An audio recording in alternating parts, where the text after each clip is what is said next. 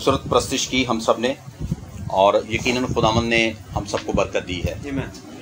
इंसान इंसान के करीब आ जाए ये कोई बहुत बड़ी बात नहीं है, लेकिन एक गुनाहगार शख्स यीशु मसीह के करीब आ जाए ये बहुत बड़ी बात है, और इस बात के लिए आसमान पर शादमानी होती है। हालेलुया। खुदावंद यीशु मसीह ने फरमाया कि मुबारक है वो शख्स जो मेरी बातें सुनता और उस पर अमल करता है, क्योंकि वो उस शख्स की मानिंद है जिसने अपना घर चट्टान पर बनाया। तूफान आए, आंधियां आई, सैलाब आए, भूचाल आए, लेकिन उस शख्स के घर को कोई नुकसान ना पहुंचा। और वो शख्स जो मेरे कलाम को रद्द करता है, जो मेरी बातों को कबूल नहीं करता, उसने अपना घर रेत पर बनाया। तूफान आया, सैलाब आए, और वो घर जो रेत पर बनाया गया था वो उनका मुकाबला ना कर सका, और चंद लम्हों के अंदर ही वो घर ढह गया। पहाड़ पर घर बनाना कोई आसान काम नहीं है। हम पहाड़ी इलाकों में कई मरतबा हमारा जाना हुआ होगा, थोड़ी सी चढ़ाई चढ़े ना तो साफ हो जाता है। हम सकरदू के अंदर गए, वहाँ पर एक झील थी, उसकी जो उतराई थी वो काफ़ी ज़्यादा थी। मज़े नाल उतरते गए जनाब, फटाफट उतर गए। जब ऊपर आए तो 35 को सीढ़ियाँ चढ़ के साफ हो गया। कह रहे थे बैठ ना जाइए, थोड़ा स्टे किया, क्योंकि वो स्टेप भी बड़े बड़े थे। फिर थोड़ा ऊपर गए, फिर थोड़ा स्टे किया। हालांकि वो कोई बहुत लंबा सफ़र नहीं था, वो एक घाटी थी, वो पहाड़ नहीं था। मेरे अजीजों, पहाड़ पर चढ़ना जो है वो मुशक्कत का काम है, और कमज़ोर आदमी कभी भी पहाड़ पर चढ़ नहीं सकता। एक मसीही जो पहाड़ पर अपना घर बनाना चाहता है, घर बनाने के लिए आपको कई चीज़ों की ज़रूरत पड़ती है। पहाड़ी लोग जो होते हैं ना वो बड़ा देखभाल के घर बनाते हैं। वहाँ पर ईंट लेकर जाना जो है वो इंतहाई मुश्किल है, मटीरियल ऊपर लेकर जाना इंतहाई मुश्किल है। तो यीशु मसीह ने कहा कि वो उस शख्स की मानिंद है जिसने अपना घर पहाड़ पर, चट्टान पर बनाया है। हमने कभी ऐसी मुशक्कत की है कि हम अपने घर का बंदोबस्त करने के लिए उस चट्टान पर पहुंचे जिस चट्टान पर यीशु मसीह ने जाने का हुक्म दिया है। बहुत से लोगों ने बहुत से ऐसे पहाड़ों का चुनाव किया हुआ है जो मजबूत नहीं है। बालाकोट का जो पहाड़ है वहां पर एक पूरी आबादी थी, लेकिन जब वहां पर जलजला आया वो पूरे का पूरा पहाड़ जमीन बोस हो गया और कोई शख्स नहीं वहां पर बचा। चंद एक लोग थे जो जिंदा बचे, बाकी सब हलाक हो गए। आज हमारा घर किस चट्टान पर है? कौन सी वो चट्टान है जहां पर हमने घर तामीर किया हुआ है या हम अपना घर तामीर करने की कोशिश कर रहे हैं? मेरे अजीजों, याद रखिए कि ये घर आप अपने किरदार की ईंटों से बनाएंगे। हमारे किरदार की ईंटें हमारे पास हैं, या हम मलबा लेकर खुश हो रहे हैं। मलबा तो वो होता है ना जो ढा दिया जाए, जो किसी काम का हो। मलबे को लोग हमेशा कहते हैं कि यार इन्हें ज़मीन से छोड़ दो। मलबे से कुछ तमीर नहीं होता, तमीर होता है जनाब ईंटों के साथ। और जब आपके किरदार की ईंटें आपके पास होंगी, मोहब्बत की ईंट, वफादारी की ईंट, पाकीज़गी की ईंट, नशेबाजी से पाकीज़गी की ईंट, खुदावंद के साथ वफादार रहने की ईंटें, तो जनाब आप दिनों के अंदर ही अपने घर की दीवारों को तामीर कर देंगे। लेकिन अगर ये सब कुछ हमारे पास नहीं होगा तो फिर आंधियाँ आएंगी और हमारा नुकसान करेंगी, भूचाल आएंगे हमारा नुकसान होगा, तूफान आएंगे हमारा नुकसान होगा। और फिर अगर हम इन सारे हालातों के अंदर अपने खुदा को कोसते रहें तो कसूर हमारा नहीं है। कि हमारा है? अब भाई कसूर हमारा है, हम कसूरवार हैं, क्योंकि हमने अपने रहने के लिए एक अच्छा घर बनाया ही नहीं है। हमने जिस चट्टान पर घर बनाना है वो चट्टान यीशु मसीह है। कोई है जो यीशु मसीह का मुकाबला कर सके? कोई तूफान ऐसा हो, झील के अंदर जब तूफान आया तो क्या वो यीशु मसीह को उड़ा के ले गया? अरे यीशु मसीह ने अपना हाथ बढ़ाया और तूफान चंद लम्हों के अंदर ही थम गया। हालेलुया। और झील के अंदर उठती हुई लहरें जो हैं वो बिल्कुल साकन हो गई। अगर आप इस चट्टान पर घर बनाएंगे आप महफूज हो जाएंगे, आपका घराना महफूज हो जाएगा, और सबसे जो खूबसूरत बात है हमारी नस्लें महफूज हो जाएगी। हालेलुया। और ये बरकत, ब्लेसिंग, सहूलत जो है ये मसीहत के अंदर है, किसी और मजहब के अंदर नहीं है। आइए खुदा के कलाम को अपने लिए खोलें, मेरे साथ निकालिए मुकाशफा उसका 3रा बाब, उसकी 11वीं आयत। पादी शहजाद साहब से गुजारिश करूंगा पढ़ने में रहनुमाई करें। खुदावंद के जिंदा कलाम में से हम तिलावत करेंगे मुकाशफा 3रा बाब, उसकी 11वीं आयत। खुदावंद के जिंदा कलाम में यूं मरकूम है, मैं जल्द आने वाला हूं, जो कुछ तेरे पास है उससे थामे रह, ताकि कोई तेरा ताज न छीन ले। आमीन आमीन। मैं जल्द आने वाला हूं। आप इस बात पर ईमान रखते हैं कि यीशु मसीह आने वाला है? आमीन। तो यीशु मसीह आकर इस जमीन पर क्या करेंगे? अपने लोगों को अपने साथ लेकर जाएंगे। और इससे पहले कि वो अपने लोगों को अपने साथ लेकर जाएं, एक अदालत होगी। वो भेड़ों को बकरियों से, गुनाहगारों को रास्तबाजों से और गेहूं को भूसे से अलग कर देगा। गेहूं जो है वो अपने खिते में रखेगा और भूसे को उस जगह पर डाल देगा जहां पर हमेशा की आग है। सवाल ये पैदा होता है कि क्या हम इस अदालत के लिए तैयार हैं? साथ जाने की तो हमारी बड़ी खुशी है। साथ जाने के लिए एक शादी पर अगर आप जाएं तो आपको बड़ी तैयारी करनी पड़ती है। अच्छी पोशाक का होना बेहद जरूरी है। शादी के अंदर कोई भी शख्स अगर गंदी पोशाक पहनकर गया हुआ हो ना तो वो सबकी तवज्जो का मरकज बन जाता है और लोग यही समझते हैं कि पता नहीं इसको बुलाया ही नहीं है, या ये कोई मांगने वाला है, या ये कोई वेटर है। वो शादी का मेहमान तस्लीम नहीं किया जाता। फिर अगर कोई बता देना कि यार ये मेरे मामा जी हैं, मेरे चाचा जी हैं, तो लोग हैरान होते हैं, कह रहे यार इन्हों कपड़े दे देने सन, कहते हैं ना। तो तैयारी बहुत जरूरी है। जूती आपकी अच्छी होनी चाहिए और आपके पास से स्मेल नहीं आनी चाहिए। आप हर तरह का परफ्यूम यूज करने की कोशिश करते हैं कि यार हम बेहतरीन लगें, और ड्रेस का जहां पर चुनाव करना होता है ना तो आप कोशिश ये करते हैं कि यार मुझसे बेहतर किसी का लिबास ना हो। लिबास आपका A1 होना चाहिए ताकि जब आप प्रोग्राम के अंदर, पार्टी के अंदर जाएं, आप सबकी तवज्जो का मरकज बन जाए कि यार भाई कैसा बन के आए हैं, यार भाई ने आज क्या पहना हुआ है, यार भाई आपको सूट जबरदस्त लग रहा है, थैंक यू सर, बहुत शुक्रिया। लेकिन क्या ये तैयारी हमने आसमान पर जाने के लिए की है? कोई ऐसी पोशाक मेरे और आपके पास है जो हमारे नंगेपन को ढांप सके? मुकाशफा में लिखा है कि तू नंगा है, तू ख्वार है, तू अंधा है, अपनी भरंगी ढांकने के लिए तो मुझसे पोशाक ले। और ये पोशाक आसमान की बादशाही में जाने के लिए बेहद जरूरी है। वो जल्द आने वाला है। आने का जो वादा है वो सिर्फ एक ने किया है। बहुत से नबी आपको नजर आएंगे, बहुत से रसूलों का आप जिक्र सुनते होंगे, बहुत से पैगंबरों का आप जिक्र सुनते होंगे, लेकिन उन्होंने मुनादी तो की, लेकिन खुद वो जब मरे तो फिर वो जी उठे नहीं है। इसीलिए आने का वादा किसी ने नहीं किया, क्योंकि जो जिंदा है वही वादा कर सकता है। जिंदा एक हस्ती है और उस हस्ती का नाम यीशु मसीह नासरी है। उसी ने वापस आने का वादा किया है। मैं जाता हूं और तुम्हारे लिए जगह तैयार करता हूं। मेरे बाप के घर में बहुत से मकान हैं, अगर ना होते तो मैं तुम्हें कह देता। लेकिन इन घरों के अंदर वही लोग जाएंगे जिनकी तैयारी जमीन पर हो रही है। एक मसीही शख्स अपने किरदार से खुदावंद की ताबेदारी करता है। हमारे अच्छे काम जो हैं ये हमें खुदा की बादशाही में नहीं लेकर जाएंगे, लेकिन आपका किरदार इस बात की अक्कासी करता है कि आप किसके फर्जंद हैं। जो झूठ बोलता है वो अबलीस के फर्जंद है, जो बदी की राह पर चलते हैं वो अबलीस के फर्जंद है, जो नशाबाजी करते हैं वो अबलीस के फर्जंद है, जो हमेशा गुनाह की ख्वाहिश को अपने दिल के अंदर जन्म दिए रखते हैं वो अबलीस के फर्जंद है। लेकिन वो शख्स जो इन बातों से बालातर होकर अपनी जात को रखता है वो एक रास्तबाज है। उसे पता है कि ये बातें मेरी जिंदगी का हिस्सा नहीं है। कुछ चीजें ऐसी हैं जो हमारी जिंदगी का हिस्सा नहीं है, लेकिन हमने उन्हें अपनी जिंदगी का हिस्सा बना लिया हुआ है। आपके वजूद के अंदर जब चर्बी चढ़ जाए ना तो डॉक्टर भी आपको कहता है कि जनाब फैटी लीवर बहुत ज्यादा है, इन्हें कट करने की जरूरत है। इसी तरह हमारे किरदार पर जो फैट चढ़े हुए हैं वो बदियों के फैट हैं, और इन फैट्स को अगर कोई पिघला सकता है तो वो रूह कुदस की आग है। अगर हमारी जिंदगी को कोई पुख्ता कर सकता है तो वो रूह कुदस की आग है।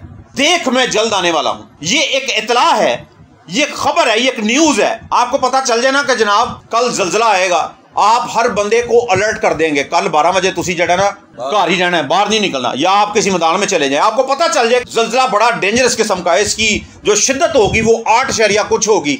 आप अपने हर रिश्तेदार को इतला दोगे, इवन यहां तक के जिनके साथ आपका कोई गहरा ताल्लुक नहीं है, कह रहे निकी का काम है यार, दसो उन्होंने भी इतला दे दे। आप इतला दे देते हैं। वजह क्या है कि आप अपनी जिंदगी को महफूज करना चाहते हैं। तो ये खबर कोई जमीनी खबर नहीं है, किसी जमीनी जराए ने नहीं दी, किसी चैनल ने नहीं दी। ये कलाम मुकद्दस की न्यूज आ रही है, खुदा के मुंह की बात है। देख मैं जल्द आने वाला हूं।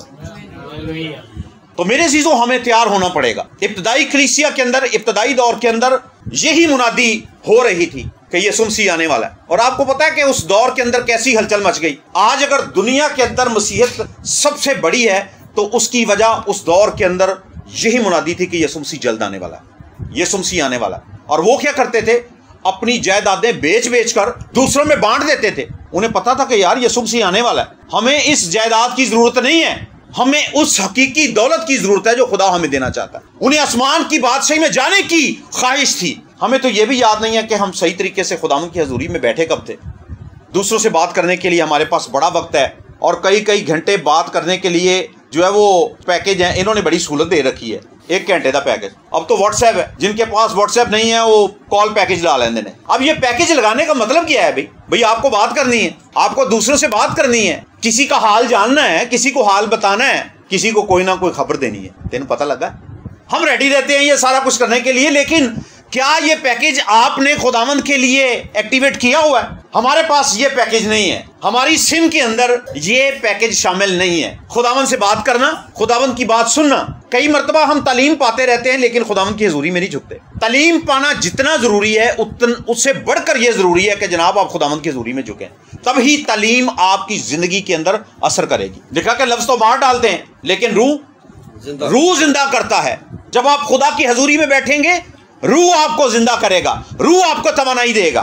इब्तदाई दौर के अंदर लोगों ने बड़ी तेजी के साथ इस बात पर अमल किया है कि यीशु मसीह जल्द आने वाला है। आज भी यही मुनादी इस जमीन पर हो रही है कि यीशु मसीह आने वाला है। आज की कलीसिया कहाँ है मेरे अजीजों? उस दौर के अंदर मुर्दे जिंदा होते रहे, कोड़ी कोड़ से शिफा पाते रहे, और जो नाबीना लोग थे उनकी आंखें नहीं हो गई, जो लंगड़े थे उनको टांगे मिल गई। लेकिन आज की कलीसिया के अंदर बजाय इसके कि इस लेवल के मौजूदात हों, लोग लंगड़े हो रहे हैं, लोग अंधे हो रहे हैं और लोग बहरे हो रहे हैं। बहरे क्यों हैं? क्योंकि खुदा के कलाम की आवाज हमारे कानों में वैसी नहीं जाती जिस तरह से हमारे कानों के अंदर जानी चाहिए। जिन कौमों का हम मजाक उड़ाते हैं ना कि यार है सानू इंज कहते ने आसमान की बात असी जावांगे, लेकिन उनके अकीदे देखें, उनके खुदावंद के साथ रिलेशन देखें, चाहे वो जिस्मानी है।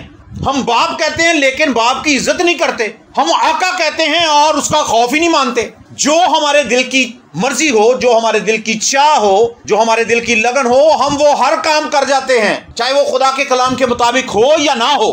हमें इस बात की कोई फिक्र नहीं है कि हम किसके फर्जंद हैं। कलाम में लिखा हुआ है कि अगर मैं बाप हूं तो मेरी इज्जत कहां है, अगर मैं आका हूं तो मेरा खौफ कहां है। आज हम अपनी जिंदगी के लिए जो गलत फैसले कर रहे हैं उसके पीछे हिकमत की कमी है। खुदावंद का खौफ जो है वो हिकमत बख्शता है और फिर ये हिकमत आपको दुरुस्त फैसले करने के लायक बना देती है। इस जमीन के हालात जो हैं वो चीख चीख कर हमें इसी तरफ इशारा कर रहे हैं कि आमद बड़ी करीब है। जब जमीन पर तूफान आना था तो नूह ये मुनादी करता रहा कि इस जमीन पर एक बड़ा तूफान आने वाला है। लोगों ने लापरवाही की, नूह का मजाक उड़ाया और ठट्ठों में उसकी हर एक बात को वो एक दूसरे के साथ शेयर करते रहे। अरे 10 साल हो गए ने यार, मैं यह गल सुन रहा कि तूफान आने वाला है, तूफान आने वाला है। कोई तूफान नहीं आया और लोग मुतमिन हो गए कि यार वाकई कुछ नहीं होना। जब वक्त गुजरता चला जाता है ना तो लोग मुतमिन हो जाते हैं। मेरे अजीजों, उस तूफान की वार्निंग हर एक शख्स को दी गई, लेकिन हर एक शख्स जो है वो लापरवाही की मौत मर गया। ना गुनाहों की तौबा की, ना गौर किया कि यार ये खुदा कर सकता है, ये एतमाद ईमान है कि खुदा ऐसा कर सकता है। ना उस शख्स की जिंदगी पर गौर किया जिसने ये मुनादी की थी कि यार इसका अपना किरदार कैसा, क्या ये वाकई खुदावंद की तरफ से होकर बात कर सकता है। अपने कामों में मगन रहे, शादियां होती रही, खाने होते रहे जनाब, महफिलें होती रही, मजमे लगते रहे, मेले लगते रहे, मेलों में जाते रहे, लेकिन खुदा के कलाम की आवाज पर अपना कान नहीं लगाया। लिखा कि जिसके कान है वो सुन ले। रूह कलीसिया से क्या फरमाता है? देख मैं जल्द आने वाला हूं। और लिखा कि जो कुछ तेरे पास है उसे थामे रहे। अब हमने थामना किस चीज को? ये सब कुछ के लिए नहीं लिखा हुआ कि जो कुछ, यानी कि सारा कुछ ही थाम के रख भाई। जो कुछ तेरे पास है उसे थामे रहे। जिस तरह भाई बड़ी अच्छी एक बात बताया करते थे, वो कहते जब हम बचपन में छोटे हुआ करते थे तो हम नहर पर चले जाते थे, तो एक रस्सी जो है हम दरख्त पर बांध कर खुद नहर में उतर जाते थे और वो रस्सी को पकड़कर जनाब बड़े मजे से पानी के ऊपर ऊपर तैरते रहते। और पानी की जो लहरें हैं, पानी का जो तेज बहाव है, वो बजाय इसके कि वो उन्हें अपने साथ बहा के ले जाता, वो उस रस्सी की मजबूती की वजह से तैरने के अंदर उन्हें मदद करता था। एक रस्सी पकड़कर इंसान पानी के ऊपर तैर सकता है, तो जब आप खुदा के कलाम की रस्सी को पकड़ लेंगे, क्या आप सैलाबों पर नहीं तैरेंगे? आप सैलाबों पर तैरेंगे। आमीन। सैलाब आपको नहीं डुबोएंगे, सैलाब आपका कुछ नहीं बिगाड़ सकते, क्योंकि आपने खुदा के कलाम की रस्सी को थाम लिया है और खुदा का कलाम आपको हर रोज गुसल देगा। कितना रिलेशन है हमारा खुदा के कलाम के साथ। अच्छी लगती है हमें खुदा के कलाम की बातें।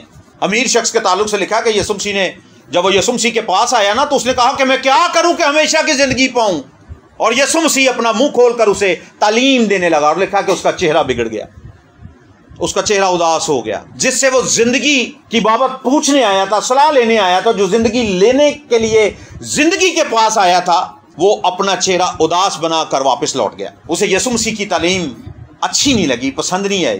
क्या हमें खुदा के कलाम की तालीम पसंद आती है? जिस किताब को हम बड़ा मोतबर समझते हैं, पाक समझते हैं, क्या इसके अंदर की बातें हमारी जिंदगी के अंदर असर करती हैं, या ये मुकद्दस किताब किसी ऊंची जगह का हिस्सा बनी हुई है और हर रोज हम इसके नीचे से गुजर कर यही समझते हैं कि बरकत मिल गई? जनाब, अक्सर लोग इस किताब को बड़ा मोतबर समझते हैं। बहनों की जब रुखसती होती है ना, तो इसी किताब को पकड़ के ना उसके सर के ऊपर रख देते हैं, इंज करके ले जा रहे होंगे ने, ते इंज इंज हो रहे होंगे ने, भरा भी इंज इंज हो रहा होंगे।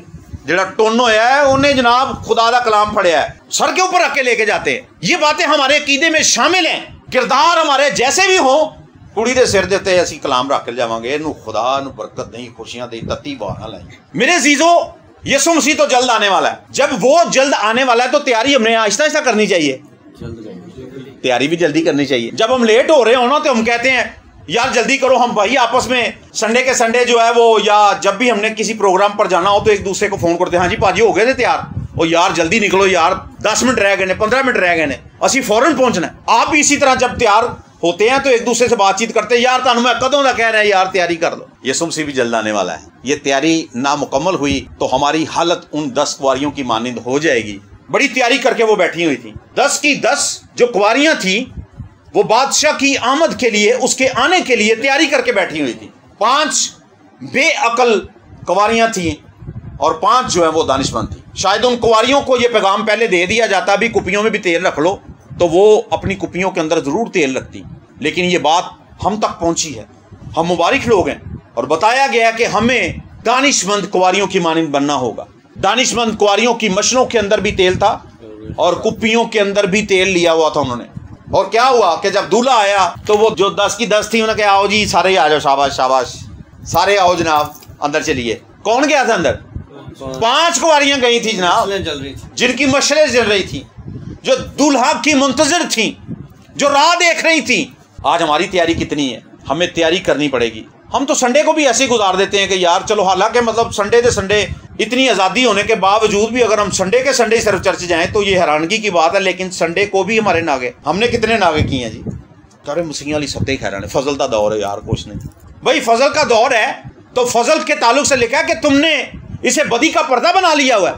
फजल जो है वो बदी का पर्दा नहीं है, फजल तो खुदा की बख्शिश है जनाब। और बख्शिश आप मुंह खोलते हैं और खुदावंद के हजूर इकरार करते हैं और आप बदियों से आज़ाद हो जाते हैं।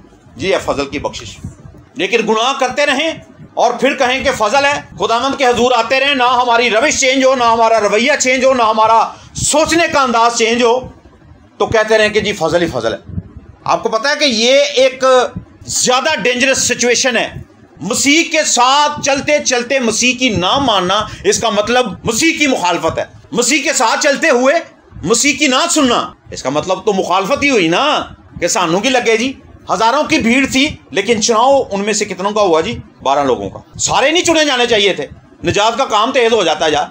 5000 आए थे, 5000 की भीड़ आई थी, 5 के 5 ही चुने जाते। 4000 की भीड़ आई थी, 4 के 4 ही चुने जाते। लेकिन चुना वही जाता है जिसके अंदर कोई बात नजर आ रही हो। पास वही होता है जो अच्छे एग्जाम देकर आता है। जो फेल हो जाता है ना, वो अगली बारी के लिए तैयारी अगर बेहतर कर ले तो वो अगली दफा पास जरूर हो जाता है। लेकिन जो फेल हो जाता है उसे लोग निकम्मा ही तस्लीम करते हैं। यार मेहनत की थी ने, कोई कामयाबी नहीं, यानी कि इसका मतलब ये है कि इसका ध्यान ही नहीं है। मैं जल्द आने वाला हूं, क्या हमारी तवज्जो इस बात की तरफ है? अगर हम मुकाशफा उसका 22वां बाब और उसकी 12वीं आयत पढ़ें तो वहां पर लिखा है, देख मैं जल्द आने वाला हूं और हर एक के काम के मुआफिक देने के लिए अजर मेरे पास है। अजर उसी को मिलता है जो कोई कुछ करता है, और हम जो कुछ जमीन पर कर रहे हैं उसका अजर हमें जरूर मिलेगा। चाहे हम सही कर रहे हैं चाहे हम गलत कर रहे हैं। अपने दिल की मंजूरी में चल, जो तेरा दिल चाहता है तू वो कर, लेकिन याद रख के एक दिन तू कटहरे के अंदर खड़ा होगा। तू अपनी आंखों की मंजूरी में चल, लेकिन जब तू कटहरे के अंदर खड़ा होगा हर बात का जवाब तुझसे तलब किया जाएगा।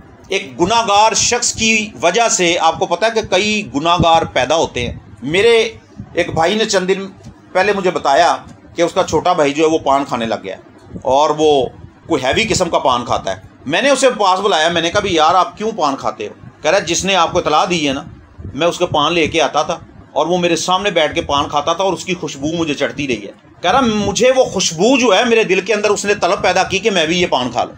आप सिगरेट पीते हैं, कोई मुतासिर होकर आपके इस रवैये से सिगरेट शुरू कर लेगा, उसके जुर्मदार आप हैं। आप बदी करते हैं, को मुतासिर होकर आपकी वजह से बदी करने लग जाए, गुनहगार आप हैं। आप शराब नोशी करते हैं, आपकी वजह से किसी एक शख्स ने भी शराब नोशी शुरू कर ली तो आप उसके जुर्मदार हैं। इसका मतलब है कि बदकार जो है वो बदकारों को पैदा कर रहे हैं। और खुदा के कलाम में लिखा है कि मेरी भेड़ें मेरी आवाज़ सुनती हैं, और भेड़ें जो हैं वो भेड़ों को जन्म देती हैं। जनाब, ईमानदार ईमानदारों को जन्म देते हैं, गुनाहगार गुनाहगारों को जन्म देते हैं। हमारी ज़ाहिरी और हमारी बातनी हालत एक जैसी होनी चाहिए। ऐ नहीं कि दिल चुकोश ते किरदार चुकोश, ये दोगलापन होता है, ये एक नंबर ज़िंदगी नहीं है। उस दौर के अंदर मेरे अजीज़ों ये मुनादी अरूज पर थी कि यसुम सी जल्द आने वाला है, यसुम सी जल्द आने वाला है, यसुम सी जल्द आने वाला है। आज भी ये मुनादी हो रही है। और खुदा के कलाम में लिखा हुआ है कि लोगों ने कहा कि उसके आने का वादा कहाँ गया भाई। हम भी यही सोच रहे हैं कि आएगा जो फिर वेखी जाएगी, ठीक है फिर के असी भी सारे ने नाल ही है ना। ये जुमला हमने रट लिया कि भाई ऐसी नाल दें नाल ही है जनाब, जब अदालत होगी तो देखी जाएगी। कभी आपने कोई ऐसा अमल किया कि आपके सामने खड़े होकर कोई शख्स आग लगा ले और उससे मुतासिर होकर आप भी कहें कि मैंने भी आग लाओ? ऐसा तो कभी नहीं होया होगा। हाँ, फूलों का हार किसी के गले में पहनाया जा रहा हो तो आप भी दिल के अंदर ये खुशी महसूस करते हैं कि यार कभी सानों में फवेगा ही ना, है ना। ये दिल के अंदर खुशी होती है कि यार मेरे साथ भी ऐसा ही सलूक हो। स्टेज पर किसी खास पर्सन को बुलाया जाए और फिर उससे बातचीत की जाए, उससे मोहब्बत की जाए, उससे बरकत ली जाए, प्यार लिया जाए, तो दिल के अंदर ख्वाहिश होती कि यार मैं भी इस लैवल पर आई जावा। अच्छा लगता है ये। तो एक छोटे से अमल से आप खौफजदा हो गए, लेकिन वहाँ हमेशा की आग है, वहाँ दूसरी मौत है जो कभी ख़त्म नहीं होगी। ये अब्दी मौत होगी अगर हम गुनाह की हालत में इस जाने फानी से कूच कर गए। दुनिया कहती रही कि उसके आने का वादा कहाँ गया है। मेरे अज़ीज़ों, जब तक अंजील के पैगाम उन कानों तक नहीं पहुँचते जो कान खुदा के कलाम को नहीं सुन पाए, तब तक ये सुबसी नहीं आएगा। जितनी तेज़ी से दुनिया ख़त्म हो रही उतनी ज़्यादा तेज़ी ना दुनिया बढ़ रही है। जब तक खुदा के कलाम की आवाज़ हर कान तक नहीं पहुँचेगी ये सुमसी नहीं आएगा। हाँ, एक जो खूबसूरत तरीका है वो ये है कि वो आए या हम आए, हम यहाँ से कूच कर जाएँ। जाना तो उन्हें मसीह के पास ही है, वो अदालत के लिए आ रहा है, लेकिन हर कान के अंदर अंजील का पैगाम जब तक नहीं जाएगा वो नहीं आएगा। कोई यह ना कहे कि खुदा मैनू आगे सुट लिया, मैं तेरा कलाम सुने, मैं तो सुनिया ही नहीं। हर कान तक अंजील का पैगाम किस तरह से जाएगा? खाली इसी बाउंड्री के अंदर कलाम सुनाने से अंजील का पैगाम सारी दुनिया के अंदर जाएगा? ये पैगाम आपने आगे लेकर जाना है। जाओ, सारी कौमों को शागिर्द बनाओ और उनको बाप और बेटे रूह कुदस के नाम से बपतिस्मा दो। ये हर शख्स की जिम्मेदारी है। आपका किरदार एक बहुत बड़ा मैसेज है। इसमें खामोशी जरूर होती है, लेकिन इसमें पुख्तगी होती है, इसमें असर होता है। आपके अंदर एक अच्छाई हो ना तो कई महफिलों के अंदर बैठकर उस बात का चर्चा किया जाता है, यार उस भाई के अंदर ये मामले जरूर हैं लेकिन मैंने उसको ये काम करते हुए नहीं देखा। उस अच्छाई को आप कई लोगों के साथ डिस्कस करते हैं, और जब हमारी जिंदगी के अंदर कई अच्छाइयाँ होंगी, कई अच्छाइयों का मतलब यीशु मसीह की बरकत, खुदा के कलाम का असर, रूह कुदस की ताकत जब हमारी ज़िंदगी के अंदर होगी तो लोग हमारे हर एक एक्ट की तारीफ़ करेंगे। इंसान कमज़ोर है, कमज़ोरियों से भरा हुआ है। ऐसा नहीं है कि इंसान कोई बड़ा जोरावर हो गया। हाँ, रूह कुदस जब जोरावर देता है तो वो हर चीज़ों पर ही गालिब है। मेरे अजीज़ों, इससे पहले कि खुदावंद की आमद सानी हो, दूसरी आमद के लिए वो इस ज़मीन पर आए, आइए अपने आप को तैयार करना शुरू करें, अपने घरानों को तैयार करना शुरू करें, और सबसे बढ़कर हम उसकी आमद के मुंतज़िर हों। हम उसकी आमद के मुंतज़िर क्यों नहीं है? क्योंकि हमने तैयारी नहीं की। लेकिन वो लोग जो इस ज़मीन पर उसकी आमद के मुंतज़िर हैं वो तैयारी भी कर रहे हैं, और उन्हें पता है कि वो आएगा और वो हमें साथ लेकर जाएगा। हालेलुया। अपनी आंखों को बंद कीजिए, अपने सरों को झुकाइए। मेरे अज़ीज़ों, खुदा के कलाम में लिखा है कि मैं तुमसे सच कहता हूं, जिसके पास है उसे दिया जाएगा, और जिसके पास नहीं उससे वो भी ले लिया जाएगा जो वो समझता है कि वो मेरे पास है। हम समझते हैं हमारे पास दौलत है। खुदा के कलाम में लिखा है दौलत पर लगा के उड़ जाएगी। हुस्न है, जवानी है, और एक वक्त आएगा ये दोनों ढल जाएंगे और हमारी शक्लें ऐसी हो जाएंगी कि कोई हमारे चेहरे की तरफ देखना भी पसंद नहीं करेगा। अकल पर फख्र है, लेकिन हमारी अकल नाकिस हो जाएगी। हम अपनी ज़ात के लिए, अपने घरानों के लिए बेवकूफ़ी के फैसले करेंगे। हमारे पास अच्छा घर है, लिखा है कि इस पत्थर पर कोई पत्थर बाकी ना रहेगा जो गिराया ना जाए। मेरे अज़ीज़ों, याद रखिए, हमारा फख्र दुनियावी चीज़ों पर नहीं, बल्कि हमारा फख्र मसीह की सलीब पर होना चाहिए, जहां से हमारी फतह का ऐलान हुआ है। हालेलुया। खुदावंद तेरा शुक्र, तेरी तारीफ, तेरी तमजीद, तेरी हम्द करते हैं, और हम जानते हैं खुदावंद तू वादों का सच्चा खुदा है। तो अल्फा ओमेगा है, तू बरहक है, तू कादिर मुतलक है खुदा। तूने फरमाया कि मैं जल्द आने वाला हूं और हर एक के काम के मुआफिक देने के लिए अजर मेरे पास है। सो खुदा तेरी मिन्नत करते हैं, तेरा कलाम हमारे किरदार को खूबसूरत बना दे खुदा। तेरा कलाम खुदा हमारी बदियों को हमसे दूर कर दे, ना कि सोचे जाती रहे खुदा, और हर तरह की नशाबाजी जाती रहे खुदा, गुनाहों की सोच जाती रहे खुदा, और तेरे लोग रूह कुदस की दी हुई कुव्वत से कामिल तर होते चले जाए खुदा। तेरी हजूरी तेरे लोगों को हर रोज गौसल दे और तेरे लोग नया मखलूक बन जाए। ये दुआ तेरे बेटे अपने खुदामंद यीशु मसीह नासरी के नाम से मांगते और पा लेते हैं, आमीन। God bless you.